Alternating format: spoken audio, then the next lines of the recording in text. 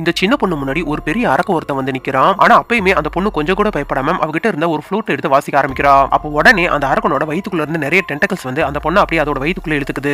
அப்போ சடனா ஒரு இடத்துல இருந்து ரெட் கலர் புகையா வர அதுக்குள்ள இருந்து ஒரு ஆள் வெளியே வரான். இவர் யாருன்னா அந்த சின்ன பொண்ணோட அப்பா தான் இவரும் அவர்கிட்ட இருந்து ஒரு கன் எடுத்து அந்த அரக்கனை சரமாரியா சூட் பண்ண ஆரம்பிக்கிறாரு. பார்த்தா அந்த அரக்கனோட வயித்துக்குள்ள இன்னுமே அந்த பொண்ணு உயிரோட தான் இருக்கா. இங்க இந்த அப்பாவும் விடாம அந்த அரக்கனை சூட் பண்ணிட்டே இருக்காரு. ஆனா அந்த அரக்கனும் அது எதுலயுமே மாட்டிக்காம தாவி தாவி ஓடிக்கிட்டு இருக்கான். இவரும் விடாம அது பின்னாடி போய் அதை சூட் பண்ணிக்கிட்டு இருக்காரு. அப்போ ஒரு கட்டத்துல அவரோட கன்ல இருந்து அந்த புல்லட் எல்லாமே தீந்துருது.